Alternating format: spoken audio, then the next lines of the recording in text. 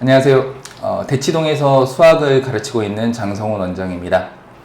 자, 오늘은 약간 특별하게 저희 학부모님을 정말 부모님을 다 모셔서 저도 평소에 좀 궁금했던 것도 있고, 그리고 저 부모님 입장에서도 궁금했던 거, 근데 너무 개별적인 학생에 대한 얘기는 하지 않았으면 하고요.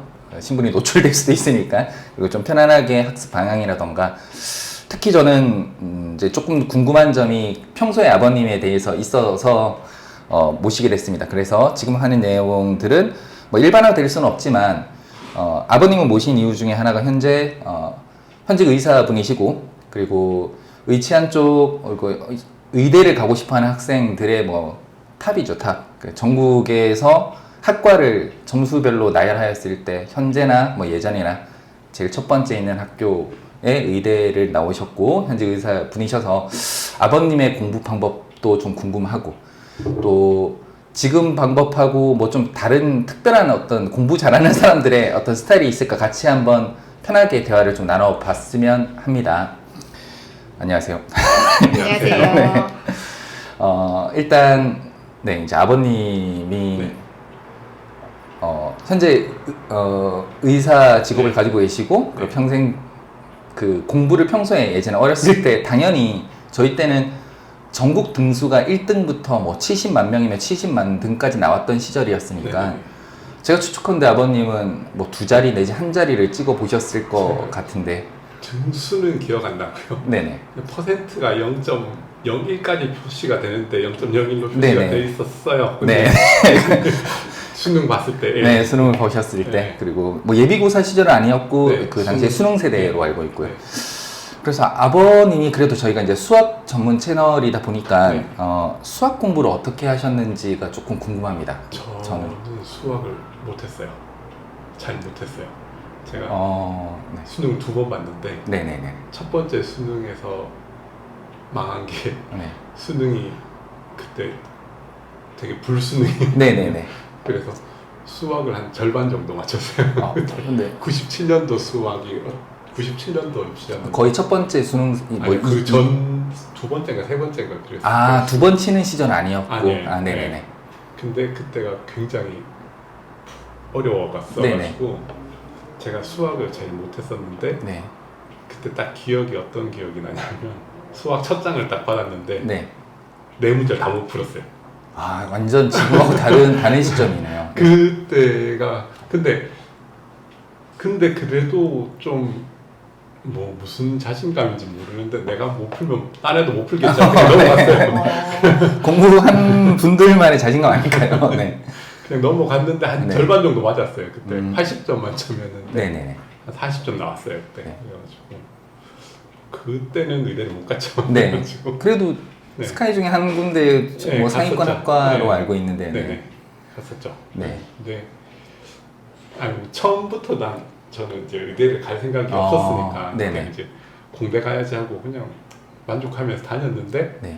공대를 다니고 있다 보니까 수학을 못했다 그랬잖아요. 네. 수학이 너무 많이 나오는 거예요. 학과목에 네네. 미적분학부터 시작해서 공업 수학 넘어가고 네네. 그 다음에 뭐 열화학 뭐 이런 거 다 수학하고 그 다음 물리 좀 들어가고 이게 기본이니까 네. 이거 하다 보니까 이게 아닌데 나 이거 진짜 네. 못하겠는 거예요. 그래가지고 고민을 하다가 수능이 갑자기 쉬워졌다고 막 그러길래 시험을 그냥 다시 봤죠. 보니까 그냥 거의 다 맞았는데 네. 다시 본 수능에서는 1번을 틀렸어요. 다 맞았는데. 네, 보통 저희 이거 욕이될 수도 있는 건데 수학을 정말 잘하던 친구들이 저희 학원에서 약간 트라우마 같은 거긴 한데 3년째 수능 1번을 틀리는 거예요. 네. 3점짜리. 그래서 당연히 1등급이고 최고의 점수가 나오는 거긴 한데 그런 얘기가 있습니다. 96점이면 어이구 바보 왜 100점 못 맞았나 이런 얘기를 하는데, 뭐 92점이면 그래도 잘했다 88점 칭찬하는데 뭐 2점짜리 혹은 3점짜리 하나 틀린 친구를 보고 보통 천재라고 하거든요. 아버님이 그러셨네요. 네, 그때 아마 기억나는 그 2점짜리였는데 네네. 그냥 좌표 이동하는 거 더하기 빼기 해서 그냥 좌표 이동하면 되는 네. 거였는데 그냥 틀렸어요. 왜 틀렸는지도 모르겠어요.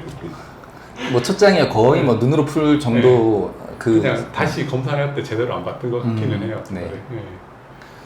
그러면 이제 그 시기 동안 뭐 대학 공부가 도움이 되신 건가요? 아니면 제가 특별하게 뭐 수학이 그래도 다른 과목에 비해서는 좀 부족하다고 생각해서 공부를 더 하신 건가요? 재수를 할 때 네네. 사실 딴 거는 별로 그렇게 간만 찾으면 되는 정도니까 네. 그렇게 열심히 한 거는 없었고 수학만 했어요, 공부를. 근데 어떤 식으로 했냐면 네. 제 문제, 수학을 못했던 문제가 뭐냐 하면 공부는 전 혼자 했어요. 거의 수학은 그냥 정석 혼자 보고 그냥 문제 풀고 했는데 네. 이론을 딱 보고 기본 문제 풀어보고 뭐 뒤에 응용 몇 문제 풀어보고 난 이제 이걸 안다. 아는 게 맞죠? 네네. 아는 다 외우고 이제 개념도 다 이해를 했으니까 하고 넘어가고 네. 시험을 본 거예요. 근데 못 보지 당연히. 그 시험 문제 막 이상한 이제 꼬아놓은 문제가 몇 문제씩 네네. 나오잖아요. 네네. 아니 이걸 어떻게 이런 생각을 하지? 네. 이런 생각만 하면서 그냥 넘어간 거예요. 난 다 아는데 내가 잘못된 게 아니다. 이 네. 문제가 잘못된 거다. 네. 이러고 넘어갔단 말이에요. 네. 근데 이제 재수를 할 때는 그래도 이게 2번 시간과 돈 뭐 이런 걸 써가지고 하니까 이거는 진짜 못 보면 안 된다라는 좀 그런 생각이 있어서 그랬는지 어떻게 하면 잘할 수 있을까를 생각을 했는데 그때는 어떤 식으로 했냐면 사실 이론은 다 아니까 네. 뭐 수학적인 이론을 더 공부할 건 없었고 그때 이제 어떤 게 있었냐 하면 뭐 10회 완성 뭐 이래가지고 약간 모의고사처럼 네. 그 각 출판사별로 나오는 봉투 모의고사라고 하죠. 네. 네. 모의고 좀 긴 책들이 있어요. 네네네. 긴 문제집들이 네, 있잖아요. 그거 맞아요. 네. 그러니까 10회 정도 있는 네. 시험 10회씩 나오는 그거를 출판사별로 한 개씩 일주일에 한 개 정도씩 계속 풀었어요. 그러니까 네. 그게 한 6개월 정도 공부를 하고 시험을 봤는데 일주일에 하나씩 하니까 근데 시중에 있는 건 거의 다 풀었어요. 네, 그냥. 근데 그렇게 한 4-5개 풀고 계속 넘어가니까 그 다음부터는 틀리는 문제가 거의 없더라고요. 그냥. 네. 그럼 이제 그 문제가 자기가 풀었을 때 틀린 문제를 어떤 식으로 다시 이제 맞춰야 되니까 틀린 문제의 이유가 있을 거잖아요. 네. 그럼 틀리면 뭐 바로 해설을 본다거나 이런 겁니까? 아니면 뭐 조금 더 고민을 아니, 하고 매기고 나서 네. 틀린 거 보고 틀린 거 체크하고 네. 해설 보고 이건 이렇게 푸는 거구나 하고 넘어갔어요. 어. 그냥 넘어가고 네. 그 다음에 또 풀 때 또 틀리면 또 보면 되니까 어차피 네. 그걸 수십 번 볼 거니까 여러 번 일주일에, 본 거죠. 네. 보다 보면 그냥 외워지니까요. 어떤 이제 패턴이라던가 이런 것들도 네. 좀 많이 다루다 보면 네. 거기에서 물론 이제 고민을 하고 다시 이런 접근 방법에 대해서 좀 알아가고 근데 이걸 풀릴 때까지 잡고 있는 건 아니고 어차피 네. 퀄리티 있는 문제들을 좀 많이 풀어낼 이미 계획을 잡고 있었으니까 그렇게 공부를 뭐 계획을 세웠다기보다는 네. 내가 모르는 문제가 너무 많구나라고 생각을 해가지고 유형을 네네. 좀 많이 봐야겠다고 생각하고 그렇게 했던 것 같아요. 그때는 사실 뭐 공부를 뭐 이론적으로 더 공부할 건 없었으니까 네. 내가 모르는 개념이 있어서 못 푸는 건 아니니까 네네. 얘들이 어떤 식으로 꼬는지를 그런 생각들을 중심으로 해서 네, 그냥 많이 풀어보자 일단 해서 했는데 네. 나중에는 그러니까 그게 막 꼬인 거 이런 거를 그게 꼬는 방법도 한계가 있으니까 사람이 그래가지고 그거를 계속 풀다 보니까 나중에는 이제 이게 뭐 10권 뭐 10몇 번씩 넘어가니까 나중에는 딱히 생각을 안 해도 그냥 이건 이거였지 이러고 그냥 풀게 되더라고요. 그 사실 근데 봉투 모의고사가 원래 제 기억에는 실제 뭐 평가원에서 출제하는 그런 문제보다 어려웠던 걸로 기억하거든요. 그 난이도 면에서 또 다르게 좀 틀어놓고 이런 것들이니까 그런 문제 좀 혹시 영상을 보는 분들이 그 단순한 양측이라고 이제 착각하실까봐 그러니까 단장에 매회가 수능의 문제 전체의 틀을 맞춰서 30문제짜리로 만들어 둔 거고 시간 맞춰서 당연히 푸셨을 거고 뭐 그때도 100분이고 지금도 100분이거든요. 지금은 100점이지만 그런 식으로 퀄리티 있는 문제들을 일단 여러 가지 방향으로 꼬일 수 있는 것들도 생각하고 근데 이 양들이 고난도 문제라던가 이런 거 접근해보는 양들이 많으니까 어차피 딱 봤을 때 이론은 하나 근데 돌려서 얘기할 수 있는 내용들은 이미 내가 다 알고 있으니까 좀 빠르게 캐치해서 문제를 푸시고 약점을 좀 커버하셨다. 사실 그게 네. 시간이 있으니까 그렇게 하는 거예요. 왜냐하면 네. 이게 재수가 아니었으면 네. 이제 이론을 진짜 모르는 상태면 이론부터 공부하는 게 당연히 먼저인데 네. 나는 다 알고 있으니까 남은 네. 시간에 그 응용만 계속 주거라 풀면은 어떻게 할 수 있겠구나는 생각을 했으니까 한 거죠. 여유가 좀 있었던 거죠, 사실. 네. 그게. 예. 그러면 아버님 같은 경우에는 요즘은 좀 많이 빨라졌잖아요. 네. 아이들이. 네. 사실 이제 자녀분도 고등에서 뭐 수능을 이제 출제되는 범위로 공부하고 있는 상황인데 네. 아버님은 예전에 공부를 하셨을 때 네. 뭐 선행이라던가 이런 걸 안 했어요. 어느 정도 전혀 안 하고 안 현행만 했어요. 계속 네. 네. 안 했어요. 전혀 안 했어요. 근데 그때 생각해보면 학교 자체가 이제 지방에서 거기도 이제 나름 비평준하고 오니까 아 그렇죠. 네. 학과 과정 자체가 약간 빨리 가서 그래도 조금 빨리 갔군. 근데 적어도 6개월 수능 6개월 전에는 진도 다 나가고 네네. 학교에서도 문제집 풀리는 이런 아. 과정이었던 것 같아요. 지금 생각해 보니까 네. 12월에 그게 끝나지 않았어요. 이미 그 전에 다 끝나 있었어요. 아. 네. 비평준화 요즘도 있긴 한데 네. 비평준화가 거의 있긴 한데 저희 때는 이제 시험을 쳐서 들어갔죠. 그러니까 고입을 한번 쳐보고 네. 이제 대입을 치는 그렇죠. 거니까 네. 제 기억에 저도 비평준화 지역에서 나와서 네. 학교에 예비 소집을 갔더니 머리 긴 재수생들이 있는 거예요. 고등학교를 네. 재수하고 이런 시점이라서 네. 네. 네. 정말로 그게 지금 생각하면 아무것도 아닌데 정말로 저희 때는 이제 머리를 빡빡 밀고 다녔으니까 너무 이제 나이가 튀긴 하는데 머리가 긴 사람들이 있는데 저 사람들은 뭐지? 재수하는 사람들이었던 거예요. 고등 입장에서도. 그래서 또 그런 학교에서 또 상위권 그때 그 당시에 또 교복이 네. 계급이라서 그래서 굳이 또 재수를 해야 되는 거예요. 학교에서 저희는 뭐 한 12개 인문계 학교가 있었다고 생각하면 12개를 제가 살던 지역에서는 다 외우는 거예요. 무슨 고. 그러니까 다니면 첫 번째 학교 교복 입고 다니는 친구하고 뭐 마지막 학교를 싸운다. 그럼 경찰도 너는 가. 너 잡아가고 이런 말도 안 되는 참 농담 삼아서 얘기했던 겁니다. 그러면 아예 선행을 안 했다 하더라도 뭐 고3 뭐 1학기 정도 전에 이미 다 끝난 거니까 그게 그냥 학교 수업이라던가 그 과정에만 맞춰서 공부를 하셨고 공부할 때 저는 이제 다른 과목도 궁금하지만 수학을 공부하실 때는 그때는 뭐 문제집이나 아니면 이런 뭐 양적으로 좀 많은 것을 다뤘는지 아니면 고민하는 시간을 좀 많이 가지셨는지. 수학을 그냥 정석 딱 보고 정석 보고 그때는 이제 월간 문제집이 있었잖아요. 네네 맞아요. 본봉이 지금 뭐 다 나올 것 같은데요. 네, 그래가지고 그거를 풀고 뭐 모르는 거 그때도 근데 비슷하게 했는데 양이 확실히 그 재수 때 했던 것보다는 적었던 것 같아요. 다른 과목도 많고. 네.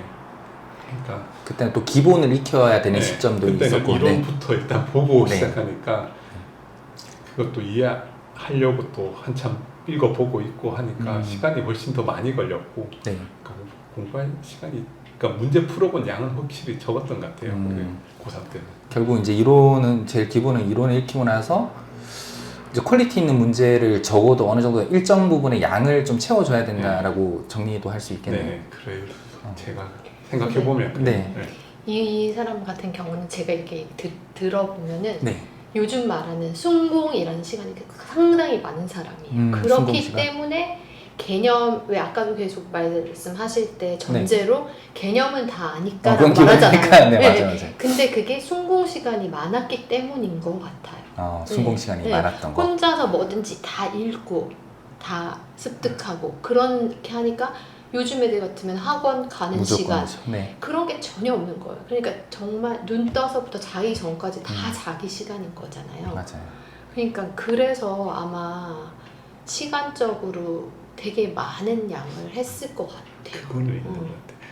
그때는 게임기도 없고 인터넷도 없고 뭐 스마트폰 이런 거 없으니까 수학 공부를 하다가 머리가 좀 너무 열받고 이렇게 뭐 집중 안 된다 이러면 옛날에 그 문제집에 보면 쉬어가는 페이지가 그런데 이제 사회나 뭐 이런 역사 같은 얘기 나오면 그거 읽는 게 그냥 쉬는 시간인 거예요. 네, 그거 읽는 게 쉬는 시간인 거예요. 그냥.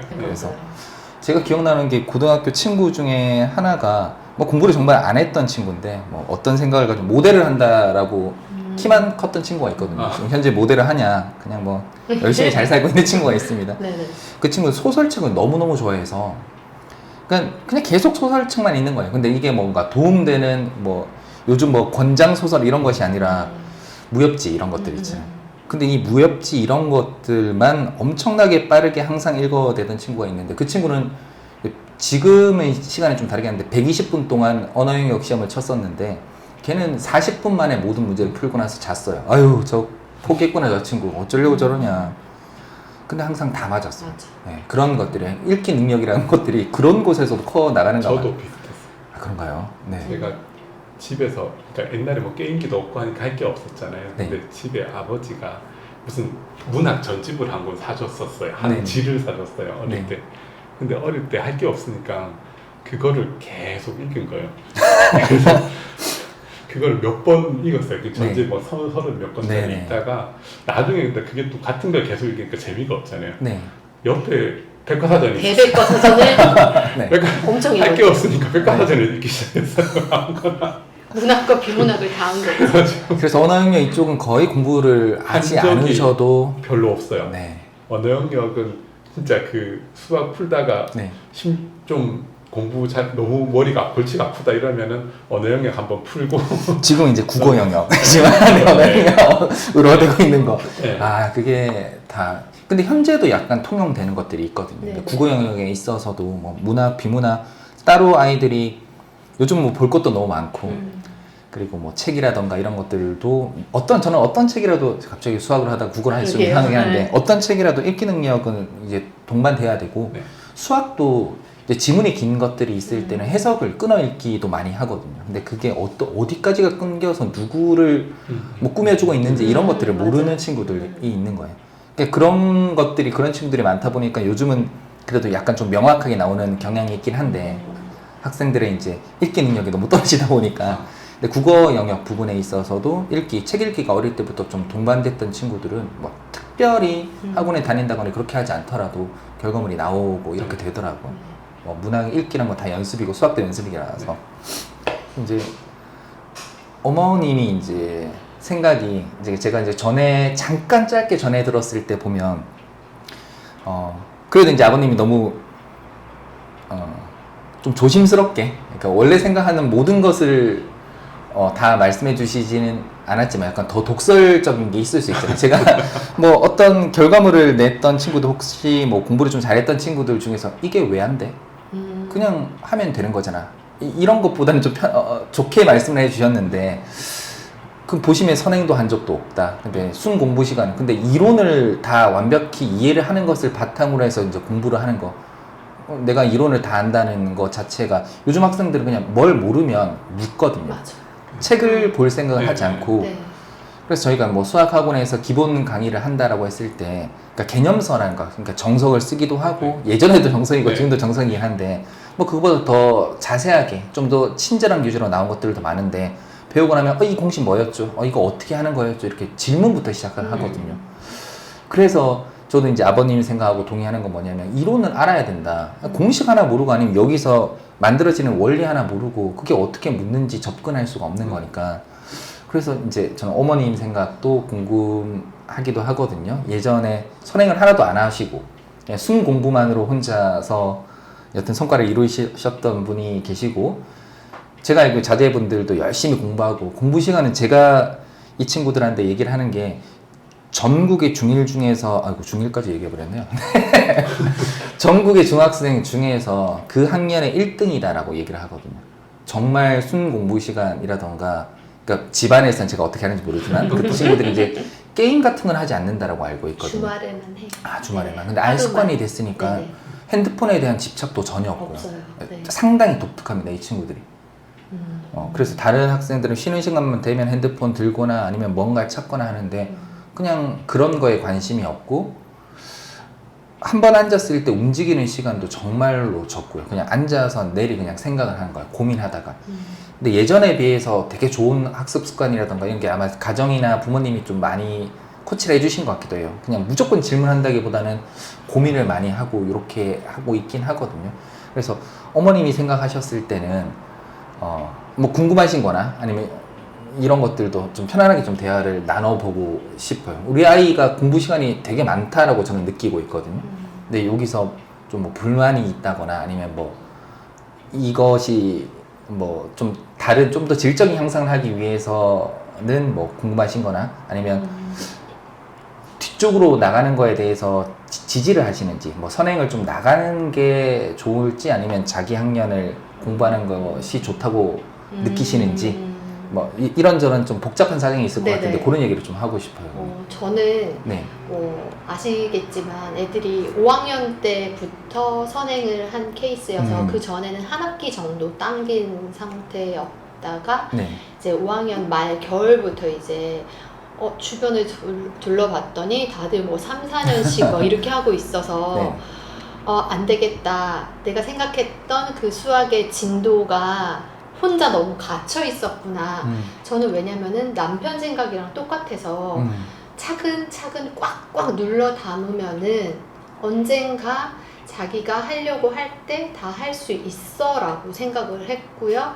그리고 그 재학년 거보다 한 학기 정도 당겼지만 그 문제를 풀 때 있어서 당연히 오답도 뭐 여러 번 시켰고 저는 아기 때 1학년 때쯤부터 공식을 쓰지 않고 너가 접근할 수 있는 방법으로 해봐라는 교육을 계속 했었어요. 네. 네. 그러니까 조금 이 대치동 트렌드랑은 많이 안 맞아요. 이게 네. 뭔가 집어넣어서 인풋에 따른 아웃풋을 원하잖아요. 근데 저희 부부는 인풋이 바로 표시가 되지 않아도 많이 넣어주자 주의였어요. 모든 과목에 있어서. 우리는 당장 그래서 시험 봐서 몇 등, 뭐 그래서 어떤 반, 이건 하나도 안 중요하다. 그런 마인드가 기본적으로 있었기 때문에 그렇게 할 수 있었던 것 같아요. 그랬는데 그게 무너졌죠. 5학년 말에 보니까 나는 우리 애들 되게 믿고 있었는데 우리 애들 잘하는 애야 라고 생각을 했는데 주변 보니까 눈으로 볼 수 있는 걸로는 아닌 거예요. 당장 진도도 한 학기밖에 안 나가 있고 게다가 학교 시험 같은 경우에는 비교가 거의 불가능한 네. 상황이고 그래서 그리고 뭐 학원 테스트 같은 걸 보려고 그래도 일단 진도가 안 돼 있으니까 볼 수조차 없더라고요. 그것 때문에 나는 얘네들 이만큼 한 것까지는 시험 보면 잘 나올 자신이 있었거든요. 저는 솔직히. 근데 그 범위로 시험을 볼 수 있는 곳이 없었어요. 네. 그래서 안 되겠다 하고 달리기 시작을 했는데 마침 애가 사춘기를 조금 빨리 겪은 것 같아요. 4학년, 5학년 요때 되게 힘들어하고 방황도 많이 했는데 그래서 그러는지 뭐 좀 전에 말씀하신 것처럼 중1 중에 공부를 많이 하는 편이다 하신 게 자기들이 원하게 됐어요. 네. 자기들이 목표를 딱 갖고 하기 시작하니까 제가 뭐 더 이상 말을 하지 않아도 제가 지난 방학, 그러니까 작년이죠. 작년에 했던 고민 중에 어머님하고 나눴던 고민 중에 이 아이가 공부를 자기가 무조건 이 친구들은 목표하는 것까지 해야 되니까 잠을 안 잔다고. 네. 그러니까 어느 날 지금 방학 때 왔었는데 동생이 둘 중에서 동생이 그냥 공부를 하다가 나중에 아무 생각 없이 집중하고 공부를 했는데 옆에 창을 보니까 해가 뜨고 있었다고 얘기를 하더라고요. 하루 그랬어요. 그러니까 계속 그냥 재우시잖아요. 네네. 자기하고 더 못하게 하고. 네네. 지금도 마찬가지 아닙니까, 아이들이? 지금도 그런데 이제 다 아시겠지만 사춘기가 되면 엄마 아빠는 할 수 있는 게 없어요. 네. 그래서 계속 제가 잠 자는 것 때문에 자라 하다가 남편이랑 얘기한 게 그건 이제 내려놓자. 그래서 저희 둘이 항상 먼저 자요. 네. 그러면은 애들이 학교 갈 때는 뭐 조금 일찍이라고 해도 되게 늦은 시간이에요. 그래서 그렇게 하는데 엄마 아빠가 이제는 사춘기에서 할 수 있는 건 없는 것 같아요. 자기들이 체력 안배하고 하겠지 하고 그냥 이제 믿어주고 있는 것 같아요.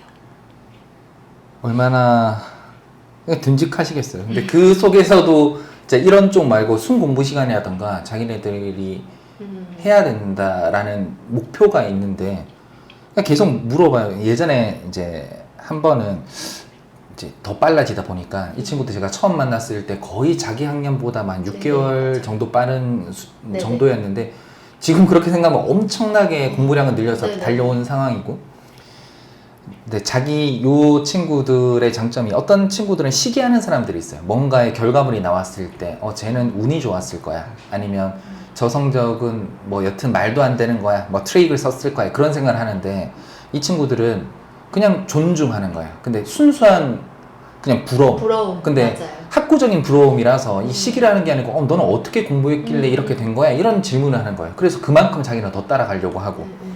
그래서 제가 몇 달 전이 아니죠, 작년 이맘때쯤, 작년 여름쯤에 이제 아이들이 정말 그 긍정적인 그 부러움을 가지면서 저희도 이렇게 될 수 있을까요? 이런 얘기를 하더라고요.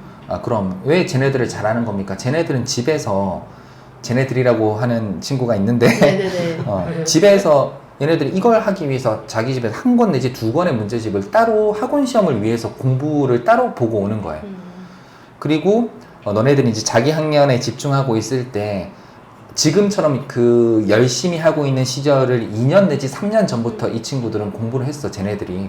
그래서 너네는 지금 잘하고 있으니까 지금 같은 이 페이스를 유지하면 너네 머리가 더 크니까 더 빨리 1, 2년 안에는, 그게 이제 요즘 시점이거든요. 네네.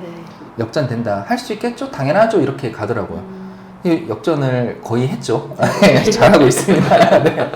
그 스스로 만족하고, 질문에 대해서 또 요 정말 좋은 게, 뭐 요즘 같은 경우에는 배우는 과정이 너무 빨라지다 보니까 학년이 조금 다른 친구들도 자기가 모르는 것이 있을 때 이 친구들은 가서 그냥 순수하게 물어봐요. 이거 너 맞췄어? 이거 어떻게 푸는 거야? 그리고 자기 걸로 만들고, 이렇게 쉬운 걸 내가 생각 못했네, 이런 식으로 하고.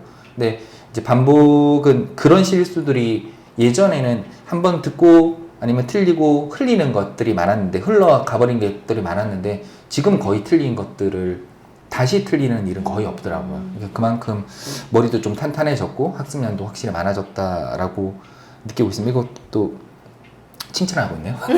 혹시 그럼 이제 여기에서 이제 그래도 이제 계속 고민이 있으실 거잖아요. 공부 시간이라던가 이런 것들에 대해서는 확실하긴 뭐 충분히 이제 확보를 하고 있는 상황인데. 근데 그거는 학원에서 보시는 모습이고 네. 근데 집에서도 숙제를 알아서 하기는 해요. 네. 근데 제가 욕심인 거겠지만 그 다른 뭐 몇 년 더 잘 했던 걔네들은 뭐 따로 자기들이 문제집을 더 풀고 한다고 하잖아요. 근데 얘들한테는 그런 시간이 없는 건 저도 알지만 자기 스스로 뭔가 더 했으면 좋겠는 엄마 욕심? 네. 그런 거는 조금 아쉬운 것 같긴 해요. 막 얘네 같은 경우는 되게 시간을 딱딱딱 계획적으로 쓰는 애들이어서 뭐 이 시간에는 뭘 하는 거야, 뭐 하는 거야 자기들이 짜놓고는 일찍 끝내면 저 같으면 남은 시간에 문제집 하나 더 사서 풀렸으면 하는데 그 시간은 자유 시간인 거예요. 네, 그래서 엄마 욕심이죠. 네, 좀 스스로 얘네 아빠가 뭐 혼자 공부한 것처럼 자기 그렇잖아요. 개념도 내가 궁금해서 찾아보는 거랑 선생님이 숙제로 하라 그랬어 해서 하는 게 완전 다른 접근이잖아요. 맞아요, 그래서 맞아요. 그런 거를 조금 더 욕심을 내게 되는 것 같아요. 정말 결국은 이제 스스로 하는 학습이 자기 주도가 되어야지. 네네. 결국 끝까지 모든 걸 자기 챙겨줄 수 없고, 어디가 부족한지는 뭐 테스트라던가 이런 것을 통해서도 알 수 있지만 자기가 제일 잘 알거든요.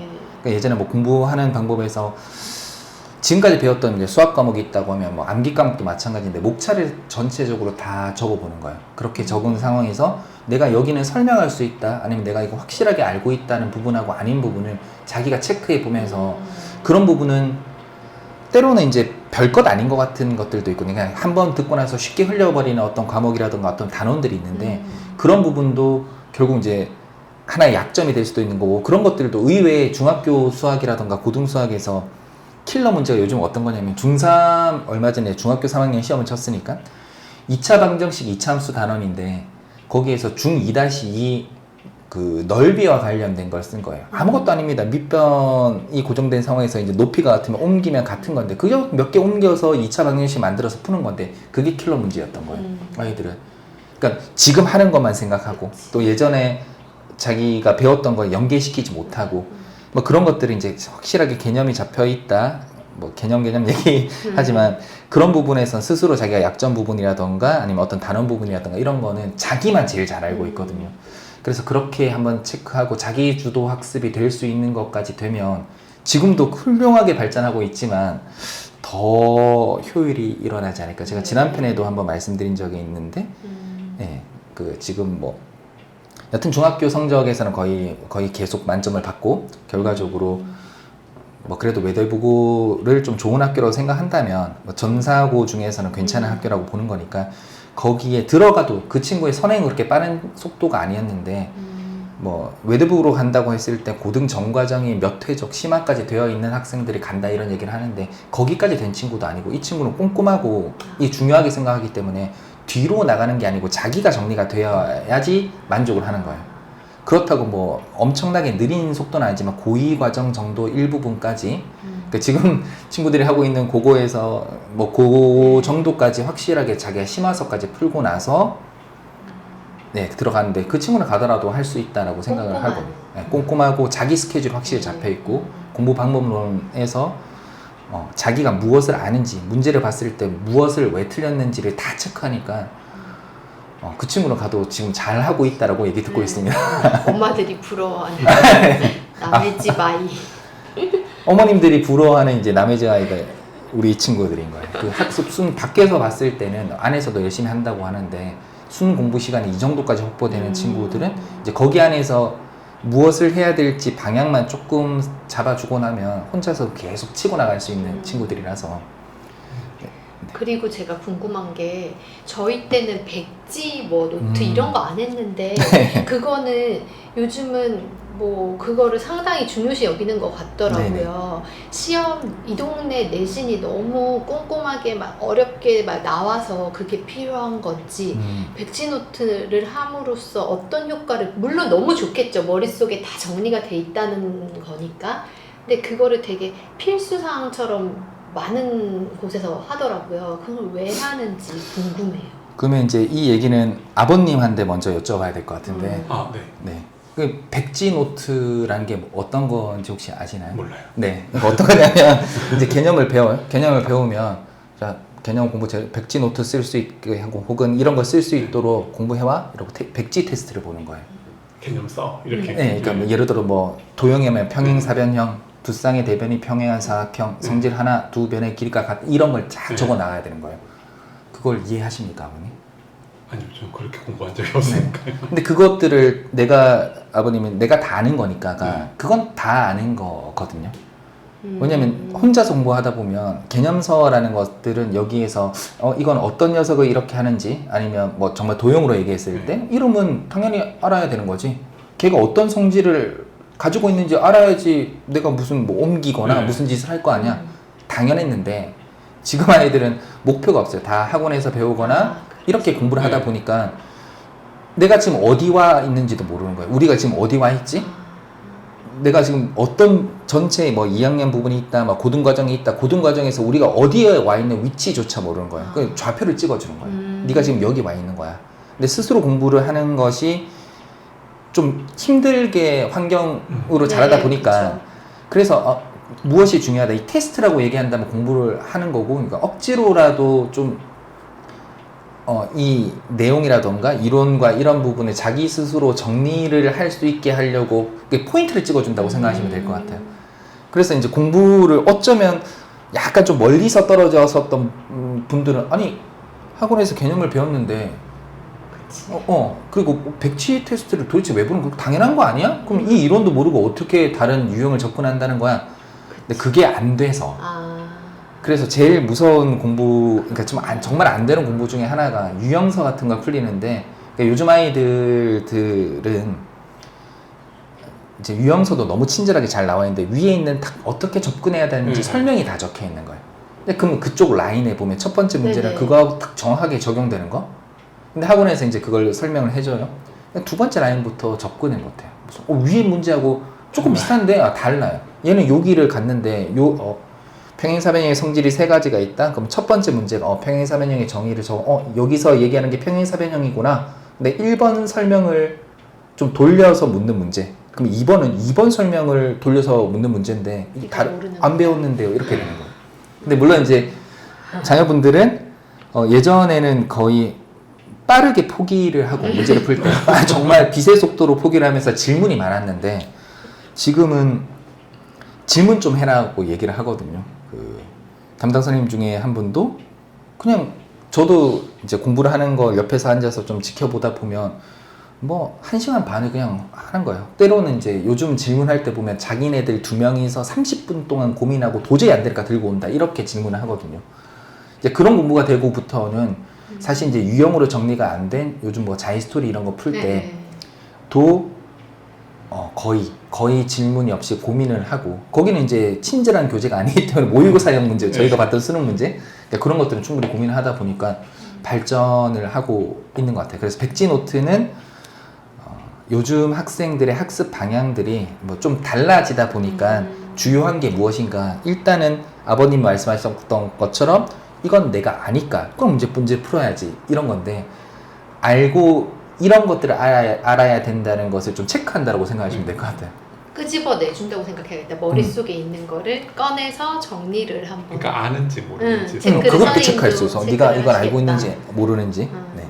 요즘 학습 트렌드 때문에 그런 거네. 네, 조금 방향이 사교육 옳다고는 못하겠는데 근데 이게 뭐 다행스러운 건 뭐냐면 여기서만 하는 게 아니고 저기서 하고 저기서 하고 저기서 하는 건 하더라고요. 전체 좀 많은 학생들에게 필요하다는 거예요. 전체적으로 우리 아이들만 뭔가 잘못됐다는 것이 아니라 전반적으로 환경적으로나 아니면 이런 부분에서 학습의 방향성이 좀 다르게 너무 의존적으로 가고 있는 것들이 있는 것 같습니다. 예전보다 또 예전에 이제 유형서라는 개념 저희가 뭐 월간지나 아니면 봉투 모의고사 이런 거 풀 때는 전혀 친절하지 않죠. 전혀 친절하지 않고 문제들 덩어리들 진짜 개념은 꼼꼼하게 적혀 있는데 나머지는 나열된 문제였거든요.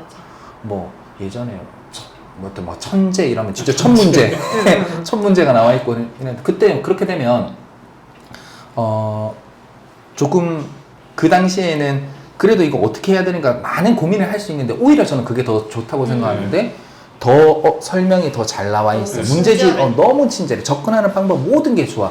그러니까 그런 걸 보면 친구들이 이거는 이제 또 여담이긴 하지만 문제집에 보면 1번 유형, 2번 유형, 3번 유형 개념 적혀 있고 밑에 똑같은 형태의 문제들이 있어요. 네네. 근데 뒤에 보면 단원 테스트라고 있거든요.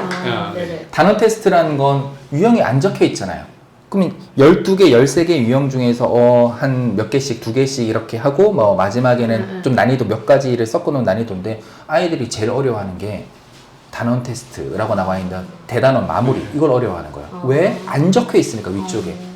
뭐 최상이라든가 이런 교재들도 오른쪽에 보면 팁이 있잖아요. 그럼 그 교재를 쓰는 의미가 없는데 그래서 이제 테스트라든가 이런 것들도 되게 중요하거든요. 그러니까 내가 이 단원을 봤다? 그럼 유형별로 문제 푸는 것도 중요하지만 정말 샘플링해서 몇 개들만 가지고 모아서 던져주면 아이들이 또 다르게 느끼거든요. 그러니까 너무 문명화되고 네, 상품화되다 보니까 이런 것들이 오히려 결국 백지노트를 요구하게 만들고 있는 거예요. 근데 좋은 공부를 하고 있습니다. 그냥 모의고사 덩어리라든가 지금 자녀분들이 공부하는 건 충분히 고민하고 그렇죠. 그래서 저는 개인적으로 좀 친절하지 않은 교재들을 좀 많이 푸는 것을 그러니까 제가 일품, 뭐 블랙라벨 이런 교재들은 친절하지 않은 교재라고 하는 이유가 거기는 어떤 기본 쪽 말고 이 뒤쪽 보면 아주 그냥 그런 게 효과가 있으려면 기본적인 내용 맞아. 들어가 있을 때 해야지 그걸 그냥 따라하다가는 근데 어느 정도는 다 써야 돼요. 중급 정도 되는 거 그런 부분도 그러니까 학습량은 이렇게 늘어나고 근데 결국 보면 자기가 즐겁게 풀 수 있는 문제들은 그러니까 좋은 방향으로 가고 있습니다. 이거 너무 쉽잖아요. 이렇게 가거든요. 조금 건방지긴 한데 그래도 그 정도의 학습 수준이 되고 학습량이 되고 나니까 너무 쉬운 것보다는 조금 난이도 있는 거. 특히 요즘 찾고 있는 게 이 친구들이 이 뒤쪽은 아니라 하더라도 아주 어려운 걸 풀고 싶다는 거예요. 자기 학년 거예요. 그래서 아주 어려운 거 다 긁어서 이렇게 자료를 만들어서 주면 즐겁게 풀어요. 즐겁게 푸는데 학교는 그 수준을 못 따라오는 거죠. 그러니까 오히려 그거보다 더 낮은 것에 실수를 해버린다거나 그게 좀 안타깝긴 한데 근데 결국은 이 정도 양이 실력이 쌓이고 양이 쌓이니까 그냥 극상위권 문제를 흥미롭게 풀고 싶어 하는 거예요 지금. 근데 한 명이 요즘 2번이나 저한테 물어봤는데 엄마 왜 학교에서 하는 걸 자꾸 틀려요 이러는 거예요. 그래서 학교 수업 중에 하는 걸 틀려요. 그래서 그러면 너가 왜 틀렸는지를 알면 되잖아. 그럼 그 원인을 알면 앞으로 실수 안 하면 되잖아. 그랬는데 그렇게 얘기를 했는데 또 며칠 있다가 또 수업이 있었나 보죠. 집에 와서 근데 수업을 그때 물어봤던 거랑 똑같이 수업 시간 거를 왜 자꾸 틀려요? 저한테 그렇게 묻더라고요. 그래서 저는 원인을 몰라요. 네, 그런 경우는 네네. 물론 자세히 보셔야겠지만 네, 한번 봐야긴 할 건데 그렇게 이게 얘기를 네가 하더라고요. 몰랐던 부분이라 얘기하면 이제 틀렸다고 너무 뭐 이것도 또 들통이 나고 있네요. 자, 같은 학년이 2명입니다. 네, 같은 학년이 2명인데 한 명은 또 오히려 완벽하게 하고 근데 한 명은 계속 학교 시험에서 네네. 오히려 난이도가 낮은 거에서 네네. 근데 반대로 저희가 이제 그 뒷과정을 치고 있을 때는 학교 실수를 하지 않는 친구가 학교 실수를 하는 이 친구보다 좀 점수가 좀 다르게 나오고 있잖아요. 네네네. 그러니까 저는 그래서 이 친구들한테 어떻게 조언을 해줄 수 있는 게 그거보다 너무 어려운 문제라기보다는 조금 연습을 하는 것들도 좀 쉽게 필요하다. 생각하잖아요. 네, 어느 정도 연습은 필요한 거고 근데 거기에 좀 집착을 할 필요는 없고 저는 네가 그걸 이제 보기 전에 제가 얘기했던 건 뭐냐면 또 틀리면 어떡하지 이런 걱정을 하는 거예요. 틀리는 건 습관이다. 이게 저도 예전에 과학을 고1 때부터 고2 때까지 한 시험 5번 정도를 뭐 50분 시험이면 한 30분이면 다 풀고 과학을 좀 많이 좋아해가지고 다 풀고 무조건 100점이다 하고 한번 하나 틀린 거예요. 점수가 발표되는데 난 당연히 100점이지 뭐지 90 몇 점 뭐야? 그럼 두 번째 시험에 한번 검토해야지. 그럼 검토를 하더라도 또 틀린 거야. 그것도 항상 앞번호 때. 이상하게 3번, 4번 정도를 계속 하나씩 틀린 거야. 그리고 뒤쪽이 어렵다는 것이 아니라 난 2, 3, 40분이면 다 풀고 나서 검토를 3번, 4번 해도 안 되는데 그러니까 내가 이번에는 절대로 틀리지 않아야지. 이건 분명히 습관이야. 앞쪽에서 내가 틀리는 부분이 있으면 한 번만 정신을 차려서 네가 완벽하게 100점을 맞으면 그 말은 얘네들이 시험을 치는데 시간이 절대 부족할 친구들은 아니잖아요. 그럼 오히려 앞쪽이라던가 실수를 자기가 많이 했던 부분에 완벽하게 검토를 한번 해봐. 그리고 딱 한 번 100점 맞으면 너의 인생에서 뭐 그런 실수는 없을 거라 얘기했는데 근데 이게 비단 우리 애의 문제만은 아닌 것 맞아요, 같아요. 맞아요. 이 절대 동네에 맞습니다. 다 선행하니까 네. 아마 이런 애들이 덜어 있을 것 같아요. 많아요. 네. 이게 지금도 이번에 이제 학교 내신을 치면서 좀 많이 잡은 부분이 있는데 그러니까 마인드도 되게 중요하고 마인드 컨트롤도 중요하고 너는 앞쪽에 항상 틀리던 거가 있어. 그럼 자기는 어떻게 이것이 계속 습관이 된 친구들은 내 실력 아니야. 나 실수했어. 근데 그 실수를 계속 하는 거예요. 근데 틀리는 쪽도 어려운 것을 틀려서 회피하는 것이 아니라 앞쪽에 1번부터 10번 라인에는 학교 시험들도 틀리면 절대로 안 되는 문제들 뒤쪽은 다 맞추는데 근데 거기에서 고정적으로 계속 틀리는 친구가 있어서 한 번의 기회를 잡아야 된다. 너 이제 고등학교 들어가기 전까지 이거 한번 잡아야 돼. 그러니까 모르는 건 틀려도 돼. 그건 당연한 거예요. 근데 절대로 틀려서는 안 되는 게 고등도 요즘은 여기 근방도 그렇고 자사고 쪽도 그렇고 내신이 코로나 이후에 다시 올라오고 있거든요. 그러니까 내가 맞출 수 있는 것만 제대로 맞추는 것과 그리고 거기 추가적으로 더 체크해야 되는 건데 그 부분 그러니까 이건 좀 다른 얘긴 한데 그러니까 4년 전 코로나 이전이었는데 4년 전에 모 여고에서 시험을 쳤는데 요즘은 이제 또 이런 게 있습니다. 그래서 시험 대비를 좀 잘 열심히 여러 가지 방향으로 생각해야 된다는 게 시험 경험이 없는 친구들은 원래 문제 배점이 난이도예요. 학교에서 역배점을 하는 학교도 간혹 있긴 한데 문제 배점이 어려운 거니까 그럼 보통 1번부터 23번까지라고 하면 객관 시간 18번, 17, 18번이 그냥 킬러형 문제들이 있거든요. 그게 일반적이잖아요. 근데 요즘은 한 번씩 단원별로 내기도 하거든요. 그럼 이 단원이 뭐 7문제는 여기 끝에 어려운 게 있는 거예요. 여고였습니다. 항상 이제 정배열을 해가지고 난이도가 높은 걸 뒤쪽으로 배점을 했었는데 단원별로 낸 거예요. 첫 번째 페이지에 예를 들어 8문제가 있으면 자기 인생에서 첫 번째 페이지에서 막혀본 적이 없잖아, 아이들이. 그러니까 멘탈이 완전히 털린 거예요. 5장짜리 시험 중에서 2장 풀고 시험이 끝난 거예요. 근데 그 당시에 그 학교는 35점 만점인 학교였는데 1등급 컷이 18점. 근데 그 1등급이 된 친구들 중에서 평소 5, 6등급 친구들이 1등급이 된 거예요. 왜냐면 나는 모르는 게 당연해. 합장에서 막힐 수 있지. 오케이. 넘어가고. 그럼 앞쪽에 있는 모든 단원별로 배열된 것 중에서 저기가 맞출 거 다 맞추는 거예요. 그래 1등급이 나오는 거예요. 그래서 그러니까 제가 그 멘탈이라는 게 그만큼 중요한 네. 게, 그리고 시험 경험이란 것도 단원별 배열도 되기도 하고, 언제나 저는 이제 점수를 보라고 하거든요. 거기 라인에서 내가 바로 접근하는 게 뭔가 좀 느낌이 이상해? 그럼 점수를 항상 봐. 그럼 그 점수를 보고 나서 이상하면 빨리 넘어와서 다른 거부터 정리하고 마지막에 고민을 하는 거야. 이런 얘기를 하는데, 뭐 그런 것들처럼 경험도 있고, 근데 한 번에 멘탈 같은 거, 그래서 이 친구 같은 경우에는 이번에도 또 이상한 걸 하나 틀린 것 같긴 한데, 그런 부분은 네가 완벽하게, 네가 실수라고 얘기하는 것은 절대로 얘기하면 안 되는 거야. 그래서 그럼 검토는 네가 잘못한 거지. 그런 건 다 습관이 되는 거야. 계속 틀리는 이유가 있는 거야. 몰라서 틀렸어? 모르진 않았다는 거야. 그럼 네가 그런 얘기를 하면 안 되도록 여러 번 검토해서 한 번만 어떤 정규적인 시험에서 완벽한 결과물을 얻게 되면 그때부터는 그런 실수를 하지 않게 되는 경우가 많이 있더라고요. 알겠습니다. 그러면 예, 또 여기 말고 혹시 더 궁금하신 건 아니면 뭐 혹시 이제 학습을 하는 친구들한테 아버님의 조언 혹은 어머님의 조언, 일단 자제분들은 공부 시간에 확실히 투자하고 있는 입장인데, 아이들 뭐 공부하는 것도 자기네들이, 이건 제가 궁금하네요. 그러면 얘네들이 왜 갑자기 원래부터 공부 시간이 많았나요? 이 학생들이? 애들이 어릴 때부터 사실은 습관을 들였었어요. 제가 얘네를 대치동에 살면서 학원을 잘 안 보냈었어요. 네. 제가 데리고 있으면서 책 많이 읽히려고 하고, 수학도 그냥 저랑 계속 차근차근 하고, 그래서 항상 어릴 때부터 사실은 집에서 공부하는 시간이 있었죠. 네, 그게 몸에 밴 거 같긴 해요. 그러다가 사춘기라고 제가 했던 4, 5학년 뭐 요 시점에는 그게 다 무너져서 제가 공부 습관? 야, 그거 다 말 안 되는 거야. 우리 집에 예외 있어. 이랬었어요. 근데 그렇지 않았던 것 같아요. 네, 맞아요. 지금 보니까. 네, 맞아요. 그래서 얘들이 하겠다고 마음 먹고 나서는 그러니까 스스로 이제 공부를 하고 있죠. 그래서 그 시간들도 처음에는 숙제 그냥 꾸역꾸역 그냥 해가는 정도였는데, 목표가 생기고 나니까 시간을 이렇게 자기들 둘이서 딱 요때는 요거 하는 시간, 요거 하는 시간, 나름대로 본인들은 체계적으로 그렇게 정하면서 하게 된 것 같아요. 그래서 어릴 때부터 어느 정도 습관, 공부하는 어릴 때는 시간? 공부라고 해서 공부로는 안 했어요. 저희는 그냥 같이 맞아. 앉아서 여기 몇 시까지 책 읽자. 같이 그거를 읽는 거지, 되게 많이 앉아서 했어요. 계속. 네. 수학도 그렇고 뭐든지 다 같이 했어요. 저희는 4시.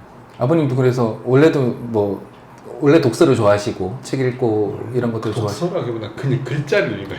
글자 중독이 활자. 활자 중독이 있어요. 그래서 이거 아버님의 모습을 보니까 아이들도 자연스럽긴 했겠네요. 절대적인 시간을 잡고 이런 것들이. 그쵸. 한 4학년, 3학년 때까지는 저희는 계속 둘 다 그랬어요. 근데 요즘은 안 그러긴 하지만 저희도 핸드폰을 잡고 있긴 한데. 네네. 그래서 핸드폰에서도 글자를 네. 읽어요. 근데 애들이 아무튼 저희는 수학도 사실은 놀이로 많이 접근했어요. 아기 때부터. 그러니까 남들 엄마들은 그랬어요. 그 책으로 이렇게 공부를 안 시키니까 너는 어쩌려고 그래 막 그랬어. 근데 우리는 둘이 교육관이 같아지고 나서부터는 확신이 있었다고 해야 될까요? 왜냐면 서로 의지를 할 수 있으니까. 네. 그래서 수학 같은 거 책으로 막 이렇게 풀고 이런 걸 안 시켰지만 머리를 계속 쓸 수 있는 뭔가는 수학적인 걸 아기 때부터 계속 넣어줬어요. 자, 이런 것들도 이제 조금 더 저학년인 학부모님들은 되게 좋은 팁이 될 것 같고, 네네. 일단 적어도 이 정도 시간 투자라던가 이런 것이 거부감이 없는 상황이라든가, 이제는 이제 질적인 향상도 일어나고 있지만 뭐 조금 옆에서 도움을 줘서 이제 정말 이제 가야 될 방향은 결국은 스스로 하는 방향으로 하는 걸로. 그렇게, 저희도 같이 함께 돕겠습니다. 네, 감사합니다. 근데 얘네들이 목표가 생긴 거는요, 그것도 있는 것 같아요. 저희 솔직히 이 동네 보면 엄마들은 애를 낳자마자부터 의대를 보내려고 해요. 근데 저희 둘은 왜 저렇게 제가 원하는 걸 시켜야지 왜 엄마 아빠가 정해? 저희는 그걸 진짜 이해를 못했어요. 어디 상담을 갔을 때도 아이들 장래희망을 쓰세요. 저희 보고 그러는 거예요. 이걸 왜 저희한테 그러세요? 그래서 그러네. 이분이 상당히 그래서 지금도 저희는 너네가 원하는 거 해. 항상. 근데 이제 분위기가 그렇다 보니 뭐 그렇게들 희망을 갖는 거지만 뭐 안 한다 그래도 저희는 그게 그런 목표를 가질 수 있는 그런 게 아니었을까요? 강압적인 게 없었어요. 그럴 수도 있겠네요. 네. 네, 결혼 자기가 해야 되고 근데 부모님 입장에서는 그냥 어쨌든 믿어주시고 오히려 이제 조금 더 다른 세상에 있다 이런 거 얘기해 주실 수 있을 정도의 여유도 생기신 것 같고요. 이 편으로 한번 끊어야 될 것 같습니다. 다음에 한번 더 이제 우리 요 친구들의 지금 너무 잘 좋은 얘기 그리고 이제 변화가 되고 싶었던 어떤 방향성 좀 질적인 향상이라던가 네네. 이런 거에 대해서 조만간 말고 조금 변화가 생겼을 네네네. 때 한 번 더 좀 모시고 네. 예, 얘기도 저는 재밌습니다. 네, 저도 너무 유익한 아버님이 괜찮아요. 출연을 한 번 더 해주시는 약속을 네. 하면서 네. 그럼 오늘 네. 오늘 뭐 상담이라기보다는 뭐 즐거운 학습적인 대화 뭐 아버님도 감사드리고 어머님도 감사드립니다. 여기까지 하겠습니다. 네, 감사합니다. 네.